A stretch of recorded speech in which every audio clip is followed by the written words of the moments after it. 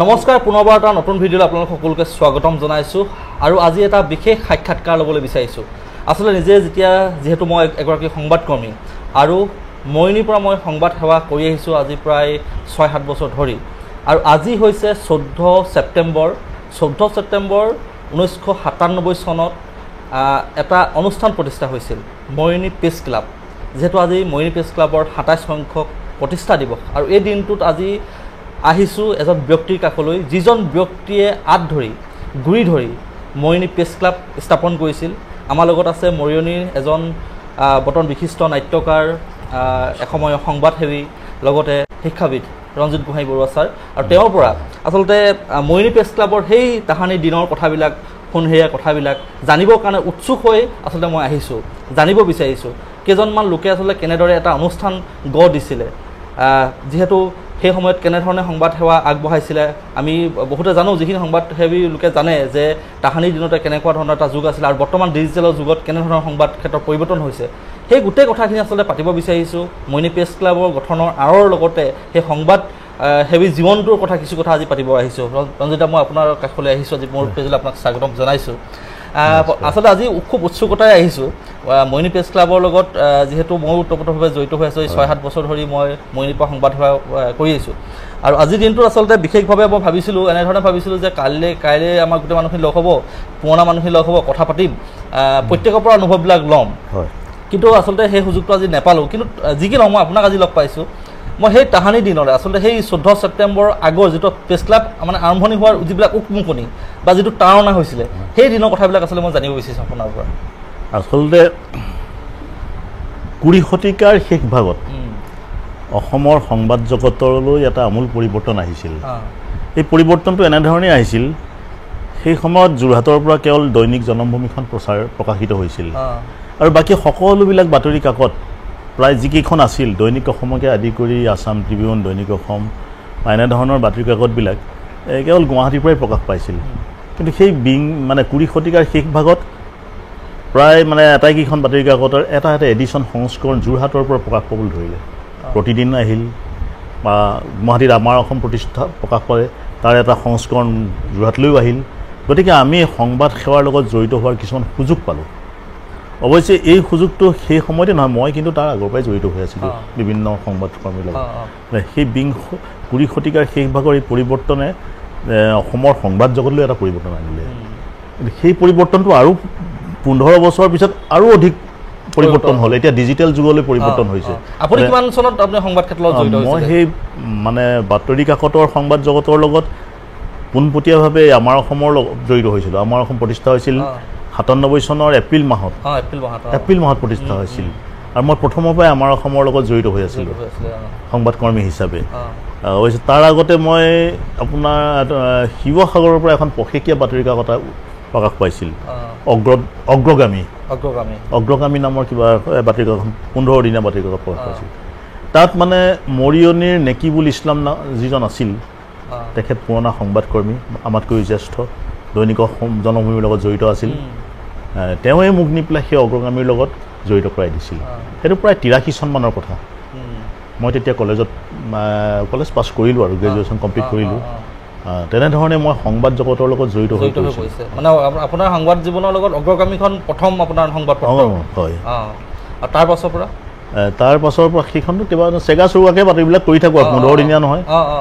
তাত মানে এটা বাতৰি বিশেষভাৱে কৰিছিলোঁ মই, মৰিনী কলেজৰ এটা কেলেংকাৰী বাতৰি এটা প্ৰকাশ কৰিছিলোঁ আৰু সেই বাতৰিটোৰ পিছত ৰিপাৰকেশ্যন যথেষ্ট হ'ল, তাৰ ক্ৰিয়া যথেষ্ট হ'ল। আমাৰ সেইখিনি মই ক'বলৈ নাযাওঁ, যাৰ কাৰণে মই অলপ নিজেও অনুতপ্ত অনুভৱ কৰিছোঁ, কাৰণ চিনাকি মানুহখিনিৰ বিৰুদ্ধে লিখিবলগীয়া হ'ল। সেই ক্ষেত্ৰত অলপ মানে বেয়াও লাগে,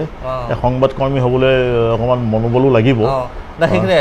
সেই কথাটো মনত পৰিছে কাৰণে এটা কথা কওঁ, সংবাদসেৱীসকলে জানে নিশ্চয়কৈ সংবাদ সেৱাৰ ক্ষেত্ৰখনলৈ যেতিয়া আপুনি আহিব, বন্ধুতকৈ শত্ৰু সংখ্যা কিন্তু বাঢ়ি গৈ থাকে। মোৰ জীৱনটো এটা ঘটনা এটা ঘটিছে, মই ক'ব বিচাৰিছোঁ। প্ৰথম মই যেতিয়া সাংবাদিকতা আৰম্ভ কৰিছিলোঁ ২০০৯ চনত, আমাৰ অসমীয়া খবৰত আৰম্ভ কৰিছিলোঁ, তেতিয়া এটা জোচ থাকে। তেতিয়া মই কলেজৰ পৰা পঢ়ি ওলাইছোঁ আৰু ২-৩ বছৰমান গৈছে। তেতিয়া কি হ'ল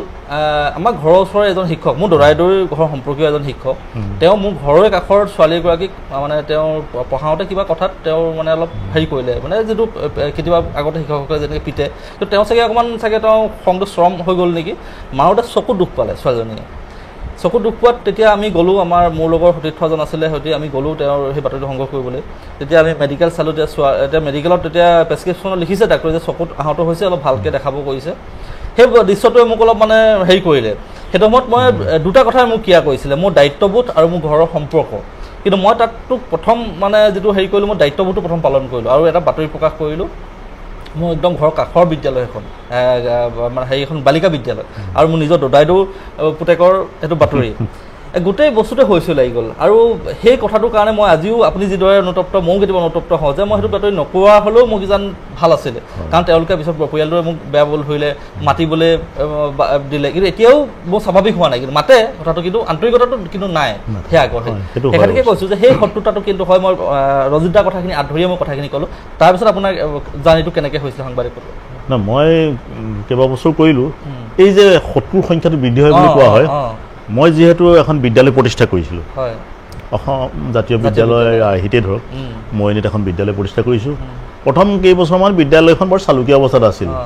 এইটো প্ৰায় 10 বছৰমান চালুকীয়া অৱস্থাতে আছিল যে বিদ্যালয়খনৰ পৰাই যে মই ভৱিষ্যতে সংস্থাপন হ'ব মোৰ মই ভবা নাছিলোঁ গতিকে মই সাংবাদিকতাৰ লাইনতে মই বিশেষভাৱে জড়িত হৈ পৰিছিলোঁ কিন্তু পিছলৈ যেতিয়া বিদ্যালয়খন অকণমান ভালদৰে গঢ় লৈ উঠিল তেতিয়া মই অনুভৱ কৰিলোঁ যে শত্ৰুৰ সংখ্যাটো বেছি হৈছে যিখনে মোৰ বিদ্যালয়খনত প্ৰভাৱ পেলাব মানে সাংবাদিকতাৰ লগে লগে জাতীয় বিদ্যালয় কৰি আছিলোঁ মই কেইবাবছৰ কৰি আছোঁ লগতে যদি শত্ৰুৰ সংখ্যা বা মোক বেয়া পোৱা মানুহৰ সংখ্যা বেছি হ'ব কাৰণ মই অসত্য বাতৰি কেতিয়াও প্ৰকাশ কৰা নাছিলোঁ মই সদায় সত্যটোকে মই গুৰুত্ব দিছিলোঁ একদম শুদ্ধৰ সত্যটো প্ৰকাশ কৰিব মই চেষ্টা কৰিছিলোঁ তেতিয়াতো বেয়া পোৱা মানুহৰ সংখ্যা বেছি হ'ব আৰু সেইকাৰণে মই ভাবিলোঁ মই সাংবাদিকতাৰ জীৱনটো মই এৰি দিওঁ আৰু শিক্ষকতা বা এই বিদ্যালয়খনৰ লগত সম্পূৰ্ণভাৱে জড়িত হৈ পৰিলোঁ আৰু এতিয়া এখন বিদ্যালয়খন বৰ সুন্দৰভাৱে চলিছে ইয়াৰ লগতে মোৰ লগত আৰু 30টা পৰিয়ালো চলিব পাৰিছে মই সুখী এতিয়া যথেষ্ট সুখী মই এতিয়া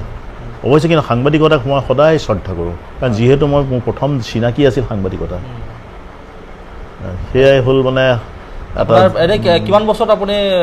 কিমান বছৰৰ পৰা কিমান বছৰ কৰিলে মই 97 চনত মই যোগদান কৰিছিলোঁ প্ৰায় মই 2003-4 চনমানলৈকে কৰিলোঁ নেকি মই পাহৰি গৈছোঁ দেই আমাৰ অসমতে কৰি থাকিলোঁ সেইটো সময়ত হোমেন বৰগোহাঁই আছিলে হোমেন বৰগোহাঁই কিন্তু যোৰহাটৰ এডিশ্যনৰ সুমন্ত চলিহা আছিলে সুমন্ত চলিহা ছাৰ আছিলে তেওঁৰ লগত মই কাম কৰিছিলোঁ তেনেকুৱা আৰু কিবা তেনেকুৱা অভিজ্ঞতা আছে নেকি তেনেকুৱা আমাৰ অসমত কৰি থকা দিনত কিবা তেনেকুৱা অভিজ্ঞতাটো যথেষ্ট হৈছিল সেই সময়ত অসমৰ ৰাজনৈতিক পৰিস্থিতিও অলপ বাতাবৰণ বেলেগ আছিল এবাৰ এই ধৰক এজন ৰেলৰ এজন বিশেষ ব্যক্তিক আমাৰ উগ্ৰপন্থী সংগঠনে অপহৰণ কৰিছিল উগ্ৰপন্থী সংগঠনে অপহৰণ কৰিছিল আৰু সেই তেওঁলোকৰ বাতৰি সেই সময়ত বাতৰি প্ৰকাশ কৰিবলৈ সেই বাতৰিটো সংগ্ৰহ কৰিবলৈ প্ৰকাশ কৰিবলৈ যোৱা এটা অকণমান মানে কিবা অলপ বেলেগ ধৰণৰ পৰিস্থিতিৰ সৃষ্টি হৈছিল সেইটো আমি ইয়াতে কৰিছিলোঁ মৰিয়নিতে আছিলে কৰিছিলোঁ মোৰ লগত তেতিয়া সহকৰ্মী আমাৰ তেওঁ প্ৰতিদিনত কৰিছিল জয়দীপ বুঢ়াগোহাঁই আছিল জয়দীপ বুঢ়াগোহাঁই মই এই দুইজনে এটা কিছু ধৰণৰ বৰ অভিজ্ঞতাও হৈছিল মানে ভাল অভিজ্ঞতা সেইবিলাক আছে আৰু কেতিয়াবা এনেধৰণৰ ঘটনাবিলাক হয় ক'ৰবাত যোৱা খেল হৈছে নিজেই আমি দুইটা স্পটলৈ জয়দীপ আৰু বুঢ়াগোহাঁই মই আমি দুইজনে স্পটত গৈ পেলাই সেই জোৱাৰীবিলাকৰ মাজত বহোঁগৈ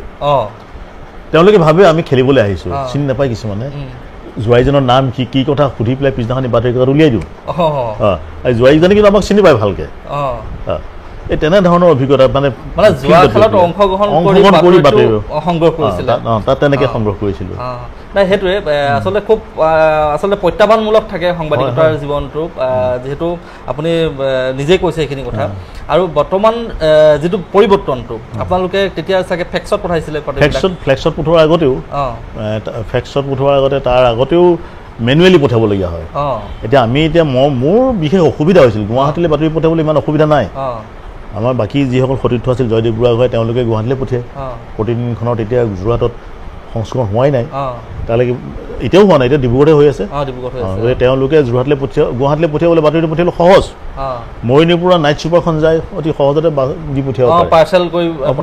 পেকেট কৰি পঠিয়াব পাৰে পঠাই দিয়া মোৰ আকৌ যোৰহাটত পঠিয়াব লাগে অঁ আমাৰ অসমখনৰ অফিচ আছিলে তৰাজনত অঁ তাত অসুবিধা হৈ যায় অঁ মই তেতিয়া নাইট ছুপাৰৰ যিজন মানে কণ্ডাক্টৰ থাকিব তেওঁক 5 টকা এটা দিওঁ অঁ 5 টকা দি মই এটা এনভেলপত বাতৰিটো দিওঁ যে আপুনি গৈ পেলাই সেই আমাৰ অসমৰ গেটত থকা বক্সত দি দিব অঁ এই এনেধৰণে কেতিয়াবা তেওঁ পাহৰি গুচি যায় গুৱাহাটীলৈ পিছদিনাখন দিবলগীয়া হয় অঁ আৰু মই তেতিয়া সেই অফিচৰ পৰা গালি খাবলগীয়া হয় কেতিয়াবা পিছদিনাখনি গৈ বাতৰিটো কিয় দিয়া নাই আৰু এনেকুৱা হৈছে নেকি কেতিয়াবা ধৰি লওক বাতৰিটো প্ৰকাশ পাব লাগিছিলে কাইলৈ ধৰি লওক কিন্তু বহুত দিনৰ পিছত প্ৰকাশ পাই কেতিয়াবা তেনেকুৱা হৈ যায় কেতিয়াবা গালি খালি তেতিয়া গালি খোৱা হয় আৰু কাৰণ তেতিয়া অভিজ্ঞতা আছে তাৰ পিছত ফেক্স আহিল ফেক্সত বাতৰিটো পঠিয়াইছে ভালদৰে স্পষ্টভাৱে নাযায় আৰু আপোনাৰ যেতিয়া বাতৰি এটা পঠায় এটা ধৰি লওক এক্সক্লুচিভ বাতৰি এটা কৰিলে কিবা এটা কৰিলে এই পিছদিনাখনি যে ওলোৱাৰ সেই টাৰ্ণাৰটো কেনেকুৱা অলপ কওকচোন কেনেকুৱা ধৰণৰ থাকে প্ৰথম পেপাৰখন লৈ বাতৰি কাকতখন লৈ আমি প্ৰথমতে অন্য হেডলাইন নাচাওঁ মই দিয়া বাতৰিটো আহিছে নাই আমি সেইটোহে চাওঁ আৰু চাই পঢ়োঁ খুব ভাল লাগে যে নিজে লিখা কথাখিনি ওলাইছে কিন্তু কেতিয়াবা অফিচে আমাক গালি পাৰে তেওঁলোকে হয়তো বুজি নাপায় যে মোক ক'লে যে তুমি মৰিয়নিৰ পৰা বাতৰি কৰিবা মৰিয়নি মানে মৰিয়নি সমষ্টিটো মৰিয়নি সমষ্টি মানে জাজিলৈকে পৰি যায় চেলেংহাটত কিবা এটা ঘটনা ঘটিল ৰাতি মোলৈ গধূলি সময়ত ফোন কৰিব যে তুমি গৈ পেলাই আপুনি গৈ পেলাই বাতৰিটো সংগ্ৰহ কৰি আনক ইয়াৰ পৰা চেলেংহাটলৈ মোৰ যাবলৈ অসুবিধা মোৰ বাহন নাই চাইকেল লৈহে আমি বাতৰি বিচাৰি ফুৰোঁ এতিয়া ইমান দূৰ কেনেকৈ যাম মই কওঁ যে ঘটনাটো মৰিয়নিত হোৱা নাই আমাৰ ওচৰে পাজৰে হোৱা নাই বহুত সমষ্টিটো মৰিয়নি তেওঁলোকে নুবুজে কিছুমান কথা তেতিয়া মানে তেওঁলোকে অকণমান কেতিয়াবা যায় নাই দূৰলৈ ধৰি লওক একদম বিভিন্ন ঠাইলৈ গৈছোঁ মই আপোনাৰ এই চেলেংহাটৰ ৰজাবাৰী কিছুমান বাতৰি মই তেতিয়াই কৰিছিলোঁ বা এনেধৰণৰ কিছুমান যাওঁ কিন্তু তেতিয়া আপুনি সাংবাদিকতাৰ লগত জড়িত হৈ আছে এই প্ৰেছ ক্লাব যিটো মৰিয়নি প্ৰেছ ক্লাব যিটো আজি এতিয়া যুৱকৰ হৈছে আৰু 27 বছৰ যুৱক হৈছে সেই মৰিয়নি প্ৰেছ ক্লাবৰ সেই জন্ম ধাৰণাটো আমি যেতিয়া সংবাদ জগতৰ লগত জড়িত হ'লোঁ বিশেষভাৱে মই জয়দীপ আৰু মনোজ কুমাৰ শৰ্মা তিনিজন আছিলোঁ পিছত পুৰণ সিং থাপাও আহিছিল তেওঁ পূৰ্বাঞ্চল পঢ়িত কৰিছিল তেওঁ ঢুকালে এতিয়া দেই আমাৰ লগৰে আছিল আমি বিশেষকৈ আমি তিনিজনে যেতিয়া আমি যাওঁ যোৰহাটৰ আমাৰ প্ৰেছ ক্লাবৰ মিটিঙলৈও মাতে আমাক তেতিয়া আমি ভাবিলোঁ যে মৰিয়নিতো আমি প্ৰেছ ক্লাব গঠন কৰোঁ এতিয়া আমি তিনিজনেই মূলতে লগ লাগি পেলাই এটা আলোচনা কৰি প্ৰেছ ক্লাবটো কেনেধৰণে গঠন কৰিব পাৰি আমি সকলো মৰিয়নিৰ শুভাকাংক্ষী ৰাইজক মাতি আনি কিংফু ক্লাবতে প্ৰথমখন মিটিং দিছিলোঁ আৰু তালৈ যোৰহাটৰ আমাৰ জ্যেষ্ঠ সাংবাদিক নিৰঞ্জন মহন্তও আহিছিল তেওঁৱেই মানে আগভাগ লৈছিল বুলি ক'ব পাৰি গতিকে এইখন ক্ষেত্ৰত নিৰঞ্জন মহন্তৰ নামো আমি ল'ব লাগিব তেনেকৈ আমিতো এপ্ৰিলত যোগদান কৰি আজি কেইমাহমানৰ পিছতে ছেপ্টেম্বৰ মাহত আমি প্ৰেছ ক্লাব গঠন কৰিলোঁ গঠন কৰি মানে উদ্দেশ্যটো আছিল কি যে আমিও এখন প্লেটফৰ্ম লওঁ আমি কিমান মেম্বাৰ আছে এইটো কথা নহয় এটা সংগঠন জন্ম হ'ব লাগে আপোনাৰ মৰিয়নিত তেতিয়া সাংবাদিক কেইজন আছিল তেতিয়া আমি বিশেষভাৱে আমি তিনিজন পুৰণ সিং থাপ্পা 4জন এই 4জনে সাংবাদিক আছিলোঁ আৰু ওচৰে পাজৰে তাৰ পিছত লাহে লাহে 2এজনকৈ আহিল তেনেধৰণে আমি প্ৰথম 4জনেই পেলাই বুলি ক'ব পাৰি 4জনে প্ৰথম মৰিয়নি প্ৰেছ ক্লাব আৰম্ভ কৰিছিলে তাৰপিছত এতিয়া আপুনি যিহেতু সেইটো যুগৰ সাংবাদিকতাটো আপুনি ভালদৰে দেখিছে কৰিছে নিজৰ অভিজ্ঞতা আছে আৰু আপুনি যিহেতু এজন সমাজ সচেতন ব্যক্তি বা সমাজৰ লগত সদায় জড়িত হৈ থকা এজন ব্যক্তি বৰ্তমান সমাজ ক্ষেত্ৰখন আপুনি তাৰ তাৰতম্যটো বা যিটো মানে পৰিৱৰ্তনটো যিটো তফাত আহিছে সেই কথাখিনি কেনেদৰে পৰ্যবেক্ষণ কৰিছে আপোনাৰ দৃষ্টিৰে পৰিৱৰ্তনটো অকল সাংঘাতিক হৈছে সাংঘাতিক গোটেই বিশ্বত পৰিৱৰ্তন হৈছে আমি চকুৰ আগতে দেখি আহিছোঁ যিবিলাক বৈশিষ্ট্যবিলাক পৰিৱৰ্তনৰ বৈশিষ্ট্যবিলাক কেনেকুৱা ধৰণৰ দেখিছে এতিয়া যিটো ডিজিটেলাইজ যুগ বুলি কোৱা হয় আজি 15-20 বছৰৰ পৰা যথেষ্টভাৱে পৰিৱৰ্তন হৈছে এই যুগত মানে সাংবাদিকতাৰ কথা যদি কোৱা হয় সাংবাদিকতাৰ যথেষ্ট গুৰুত্ব পাইছে এতিয়া মানুহে নিউজ পেপাৰতকৈ হয়তো ছ'চিয়েল মিডিয়াক বেছি গুৰুত্ব দিছে আগতে নিউজ পেপাৰ মৰিলে যিমানখন আহিছিল এতিয়া সিমান নাহে এতিয়া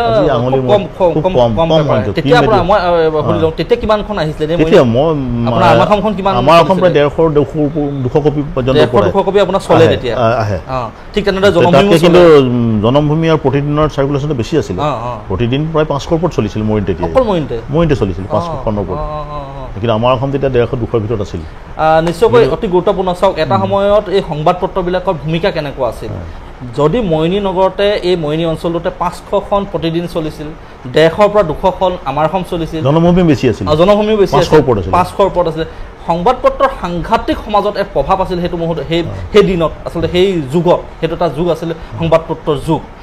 আৰু বৰ্তমান এতিয়া আপুনি দুখ লাগিব গোটেই অসমখনত যদি আপুনি চাই তেতিয়াহ'লে খুব বেছি গোটেইখিনি মিলাই খুব বেছি 1,00,000-1.5 লাখ মান কিন্তু এতিয়া বাতৰি কাকত চলে এটা অতি দুখ লগা অৱস্থা বৰ্তমান এই সংবাদ পত্ৰৰ আৰু ইয়াৰ কাৰণটো আচলতে কি বুলি ক'ব বৰ্তমান যিহেতু পৰিৱৰ্তন যিহেতু আহিছে ডিজিটেল যুগৰ কাৰণে পৰিৱৰ্তন হৈছে নে মানুহৰ সেই ৰুচিৰ পৰিৱৰ্তন হৈছে আচলতে দুইটাই ক'ব পাৰি নহয় ৰুচিৰ পৰিৱৰ্তন নহয় ডিজিটেল যুগেহে মানুহৰ ৰুচিৰ পৰিৱৰ্তন আনিছে ডিজিটেলেহে মানুহৰ ৰুচিৰ পৰিৱৰ্তন আনিছে আগত আজি 15 বছৰ আগত বা 20 বছৰ আগত এই এণ্ড্ৰইড মোবাইলৰ ব্যৱহাৰেই নাছিল এতিয়া এণ্ড্ৰইড মোবাইল ব্যৱহাৰ হৈ যোৱাৰ লগে আমি সহজতে হাতৰ মুঠিতে গোটেই বিশ্বৰ বাতৰিবিলাক চাবলৈ পাইছোঁ গতিকে আমাৰ ৰুচিৰ পৰিৱৰ্তন আহিছে বাতৰি কাকতখনতকৈ আমি বেছি গুৰুত্ব দিছোঁ কিন্তু মই ভাবোঁ এই বাতৰি কাকতখন কিন্তু শ্ৰেষ্ঠ আজি বাতৰি কাকতখনত যিটো লিপিবদ্ধ কৰা হৈছে সেইটো থাকি যাব আমি যদি সংৰক্ষণ দলিল নিচিনা হৈ থাকে হয় প্ৰত্যেকখন বাতৰি কাকত তেনেধৰণে আৰু এই যিটো ইয়াৰ ফলত আৰু এটা পৰিৱৰ্তন হৈছে আমাৰ সাহিত্যৰ প্ৰতি যিটো অনুৰাগ আমি গল্প উপন্যাসৰ কিতাপ কিনি আনি পঢ়োঁ আগতে কিনিছিলোঁ আজিও কিনো পঢ়োঁ কিন্তু এই পঢ়ুৱৈৰ সংখ্যাটো কমি গৈছে কিন্তু কিতাপ বিক্ৰীৰ সংখ্যাটো বাঢ়িছে কিতাপৰ যিহেতু প্ৰকাশ বেছি হৈছে আমি এতিয়া দেখিছোঁ একদম কেতিয়াবা কওঁ কোনোবা হেৰিয়াত মেলাৰ পৰা গ্ৰন্থমেলাৰ পৰা মানুহে কিতাপ কিনি আনিছে পঢ়িবলৈ নহয় ড্ৰয়িং ৰুমত সজাবলৈ আনিছে কাৰণ বহুতে নপঢ়ে আনি সজাইহে থৈছে কিতাপখন কিন্তু নপঢ়াৰ কাৰণটো কি মোবাইল ফোনৰ ব্যৱহাৰ মই মোবাইলত ব্যস্ত হৈ থকাৰ লগে লগে ইটোৰ পিছত সিটোকে যেতিয়া মই চাবলৈ পাম কিতাপখনৰ প্ৰতি মোৰ অনীহাভাৱ এটা মানে এতিয়া মোবাইল বা এই ডিজিটেল যুগটোৱে আপোনাৰ কিতাপৰ প্ৰতিও ভাবুকি আনিছে তাৰ লগে লগে বাতৰি কাকত বা সংবাদ পত্ৰৰ কাৰণেও এটা সংকেত আনিছে মানে এইটো নপঢ়াই হৈছে মানুহবিলাকে নোলোৱাই হৈছে যিটো খবৰ আপোনাৰ এই মুহূৰ্তত পাই গ'ল সেই খবৰটো পিছদিনা শুনিলে কিয় মানুহে বাট চাই থাকিব সেইটো এটা কাৰণে হৈ গৈছে কিন্তু তথাপিতো কিন্তু এটা কথা অতি উল্লেখযোগ্য কথা আমেৰিকা নিচিনা জেগাত কিন্তু এতিয়াও বাতৰি প্ৰচলন হয় বাতৰি কাকতৰ প্ৰচলন হৈছে তেওঁলোকৰ দুটা সংস্কৰণ থাকে এটা ডিজিটেল সংস্কৰণ আৰু এটা তেওঁলোকৰ সেই কাকতৰ সংস্কৰণ কিন্তু তাত কিন্তু চলি আছে খুব ধুনীয়াকৈ চলি আছে উন্নত আচলতে সভ্যতাৰ উন্নত দেশবিলাকৰ সেইটো এটা নিজস্ব তেওঁলোকৰ এটা বৈশিষ্ট্য আচলতে জীয়াই ৰাখিব জানে তেওঁলোকে যি কি নহওক আৰু মোক এটা কথা জানিবলৈ মন গৈছে এতিয়া যিটো সংবাদ ক্ষেত্ৰ এতিয়া ধৰি লওক প্ৰথমতে আহিলে আপোনাৰ প্ৰিণ্ট মিডিয়াটো আহিলে তাৰপিছত ইলেক্ট্ৰনিক মিডিয়া আহিলে এতিয়া আকৌ ডিজিটেল মিডিয়া যিটো ছ'চিয়েল মিডিয়া বুলি আপুনিও এতিয়া ছ'চিয়েল মিডিয়াত আপুনি সক্ৰিয় ফেচবুকত প্ৰতিদিনে আপুনি খবৰ পাই থাকে বা হেৰি পাই থাকে এইবিলাক আপুনি কেনেদৰে চাইছে যিহেতু এতিয়া সংবাদ ক্ষেত্ৰৰ যিসকল পৰ্টেল বা ছ'চিয়েল মিডিয়াত যিবিলাক শব্দ ব্যৱহাৰ হয় বা যিবিলাক বাতৰি মানে প্ৰচাৰ হয় কিছুমান মানে সেই বিষয়টো কেনেকৈ চাইছে আপুনি মই ছ'চিয়েল মিডিয়াকো এতিয়া যথেষ্ট গুৰুত্বপূৰ্ণ দেই ছ'চিয়েল মিডিয়াও আমি ব্যৱহাৰ কৰিব লাগে ছ'চিয়েল মিডিয়া যিসকলে কাম কৰি আছে ছ'চিয়েল মিডিয়াৰ জৰিয়তে তেওঁলোকৰ প্ৰতি এটা আমাৰ অনুৰোধ থাকিব লাগে যে তেওঁলোকে অন্ততঃ ভাষা জ্ঞানটো গুৰুত্ব দিব লাগিব শব্দৰ ভুল শুদ্ধটো বিচাৰ কৰিব লাগিব কাৰণ সেই ভুল শব্দ এটাই ছ'চিয়েল মিডিয়াৰ জৰিয়তে বিভিন্ন ঠাইত প্ৰভাৱ বিস্তাৰ কৰে মানুহে ভাবিব সেই ভুলটোৱেই শুদ্ধ এই ছ'চিয়েল মিডিয়াৰ এটা কথা আছে যে তেওঁ কোনোবাই যদি মিডিয়াই যদি ভুলকৈ প্ৰকাশ কৰিছে সম্প্ৰচাৰ কৰিছে তাত শুদ্ধ কৰি দিয়াৰ এটা অপশ্যন আছে তাত কমেণ্টবিলাকত আমি শুদ্ধ কৰি দিব পাৰোঁ আমি যিসকলে ভাবিছোঁ যে ভুল হৈছে আমি শুদ্ধ কৰি দিয়াত আপত্তি কিছু থাকিব নালাগে তেওঁলোকেও বেয়া পাব নালাগে কাৰণ ভুল বানানবিলাক যদি শুদ্ধ কৰি দিয়া হয় সেইটো আমি এটা গুৰুত্ব দিব লাগিব নহ'লে এটা ভুল বাৰ্তা গৈ থাকে নিশ্চয়কৈ ছ'চিয়েল মিডিয়াৰ কিন্তু বহুত শক্তিশালী ভূমিকা কোনো এটা বিষয় যেতিয়া আপুনি উপস্থাপন কৰিব সেইটো কিন্তু যেতিয়া ছ'চিয়েল মিডিয়াত যদি প্ৰচাৰ হৈ যায় কিন্তু সেই বস্তুটোৱে এটা সাংঘাতিক জনজাগৰণ সৃষ্টি কৰে তাৰ কাৰণে ছ'চিয়েল মিডিয়াৰ প্ৰতিও আমাৰ এটা অনুৰোধ যাতে শুদ্ধ আৰু সত্যটোহে তেওঁলোকে যাতে সম্প্ৰচাৰ কৰে ভুলৰ প্ৰতি বা কোনো ডাঙৰ বাতৰি ডাঙে লৈ গড়গাঁৱৰ নগৈ গড়গাঁৱৰ বাতৰি দিয়াৰ দৰে তেওঁলোকে বাতৰি দিয়ে সমাজখনক বিভ্ৰান্তিৰ সৃষ্টি কৰিব নালাগে একদম প্ৰকৃত আৰু শুদ্ধ বাতৰিটো যাতে সম্প্ৰচাৰ কৰে তাৰ প্ৰতি মই অনুৰোধ থাকিল এতিয়া আৰু এটা কথা সুধিব বিচাৰিছোঁ মই এতিয়া ধৰি লওক আজি প্ৰেক্ষাপটটো যিটো দেখিছে এতিয়া ধৰি লওক কেইদিনমান পূৰ্বে ওলাই আছিলে সুমি তাৰ্কিক বিশাল ফুকন ট্ৰেডিং কিবা কিবি এইবিলাক ওলাই আছে সংবাদ ক্ষেত্ৰই এনেকুৱা ধৰণৰ অভিযোগ উঠিছে যে সংবাদ ক্ষেত্ৰই এনেকুৱা বিষয়বিলাকত লাগি আছে বা এনেকুৱা ধৰণৰ পাতল বিষয়বিলাকত লাগি আছে কাৰোবাৰ ব্যক্তিগত জীৱনত লাগি আছে সেই বিষয়লৈ আপোনাৰ মানে কেনেকুৱা ধৰণৰ দৃষ্টি ধাৰণা থাকিব বা আচলতে এইটো কথা ভাল হৈছে নে কথাটো নাই এইটো অৱশ্যে বেয়া কথা কিন্তু এটা কথা সংবাদ জগতৰ বা সংবাদ ক্ষেত্ৰখনৰ ই এটা ফৰ্মুলা যে চাৰ্কুলেশ্যন বৃদ্ধিৰ ক্ষেত্ৰত বাতৰি কাকত এখনৰ TRP বৃদ্ধিৰ ক্ষেত্ৰত কাৰণ বাতৰিটো প্ৰকাশ কৰিলে নহ'ব কাৰণ সেই বাতৰি কাকতখন বা চেনেলটোৰ লগত বহু কৰ্মী জড়িত হৈ আছে তেওঁলোকক দৰমহাৰ পৰা ইত্যাদি গতিকে কোনো এটা বাতৰি যদি সম্প্ৰচাৰ বৃদ্ধি হয় তেওঁলোকৰ লাভ হয় গতিকে সেইকাৰণে কিছুমান ক্ষেত্ৰত হয়তো গুৰুত্ব দিয়ে কিন্তু অকল সেইটোত গুৰুত্ব দিলেই নহ'ব আমি বাকী সমাজৰ বাকীখিনিৰ প্ৰতিচ্ছবিবিলাকো আমি দাঙি ধৰিব লাগিব তেতিয়াহে অন্তত মানুহে আস্থা ল'ব আৰু এটা কথা সুধিবলৈ মন গৈছে যে এই সংবাদ যিবিলাক ধৰি লওক নিম্ন খাপৰ সংবাদ কিছুমান যি প্ৰচাৰ হয় বুলি যে কয় সেই সংবাদবিলাকে মানুহৰ ৰুচিৰ পৰিৱৰ্তন ক্ষেত্ৰত বা মানসিকতাৰ সলনি ক্ষেত্ৰত অৰিহণা যোগায় নেকি যোগাব পাৰে এতিয়া সুমি তাৰ্কিকৰ যিটো ঘটনা ইজি মানি বহুতে ভাবিছে যদি ইমান টকা তেওঁলোকে এইটো সহজতে সংগ্ৰহ কৰিছে ময়ো কৰিব পাৰোঁ নেকি এনেধৰণৰ এটা আহিব পাৰে কিন্তু তাৰ লগে লগে যদি সুমি তাৰ্কিকৰ নিচিনা ঘটনাবিলাকত যদি পানিছমেণ্ট শাস্তিৰ যোগ্য শাস্তিৰ কথা আছে শাস্তি বিধানৰ কথাবিলাক আছে তেতিয়া হয়তো মানুহে ভয় কৰিব গতিকে এইটোৰ ক্ষেত্ৰতো আমি চাব লাগিব আৰু এটা কথা সুধিছোঁ মই আপোনাক মানে সেইটো জানিব মানে মন গৈছে বা আপুনি এজন যিহেতু এতিয়া আপুনি সমাজৰ লগত জড়িত থকা ব্যক্তি আপুনি খুব সূক্ষ্মভাৱে বস্তুবিলাক চাই বাবে মই সুধিছোঁ এটা আত্মহত্যাৰ বাতৰি যে প্ৰকাশ হয় যে এটা আত্মহত্যাৰ বাতৰিয়ে বেলেগ এজন মানুহ বা আৰু এজন মানুহক আত্মহত্যাৰ কাৰণে পৰিচিত কৰে নেকি নকৰে মই ভাবোঁ নকৰে আত্মহত্যাটো এটা সাধাৰণতে ৰোগ বুলি ক'ব পাৰি কোনোবা এজনে আত্মহত্যা কৰিলে বুলি মই আত্মহত্যা কৰিম এইটো কথা নহয় মানে সেই তেনেকুৱা ধৰণৰ বাতৰি প্ৰকাশে সমাজত বা মানুহৰ মনত কোনো প্ৰতিক্ৰিয়া সৃষ্টি নকৰে বাতৰি আত্মহত্যাটো এটা বাতৰি যদি মানুহজনে আজি কোনোবা এজনে আত্মহত্যা কৰিব পাৰে কিবা কাৰণত তেওঁৰ বিষয়ে আমি জানিব লাগিব তেওঁ কিয় আত্মহত্যা কৰিলে আত্মহত্যাৰ কাৰণো আমি উলিয়াব লাগিব সেই আত্মহত্যাৰ কাৰণটো উলিয়াই সেইটো নিৰাময় কৰাৰ এটা প্ৰতিকাৰো আমি দিব লাগিব গতিকে ইও এটা বাতৰি সেইটো বিশ্লেষণ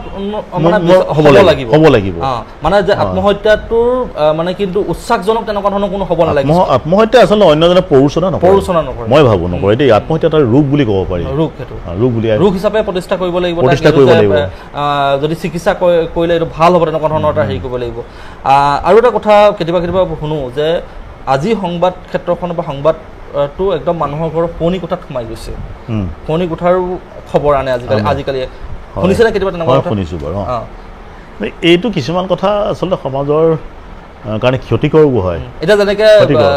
সুমি বৰাৰ যৌন জীৱনৰ বিষয়েও সেইটো আচলতে প্ৰয়োজন নাই Sumi Bora as a fraud তেওঁ যেন ঠগ প্ৰবঞ্চনা কৰিছে মানুহক লুটি পুতি তেওঁলোকে পৰ্বত মানে পাহাৰ সম্পত্তি কৰিছে এইটো এটা বাতৰি হ'ব পাৰে এই বাতৰিটো হ'ব পাৰে জীৱনলৈ যাব নালাগে তেওঁ কি কৰিছে ভাত কেনেকৈ খাইছে ৰাতি কেনেকৈ শুইছে এই কথা মই আপোনাক এইটো কাৰণে সুধিছোঁ যে আপোনালোকে তেতিয়া যেতিয়া সংবাদ কথা মোৰ যেতিয়া মই 2000 চনত যেতিয়া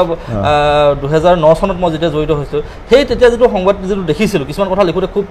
লিখিবলগীয়া হৈছে মানুহৰ এজন আমি নিৰপেক্ষ দৃষ্টিভংগীটো দিবলগীয়া হয়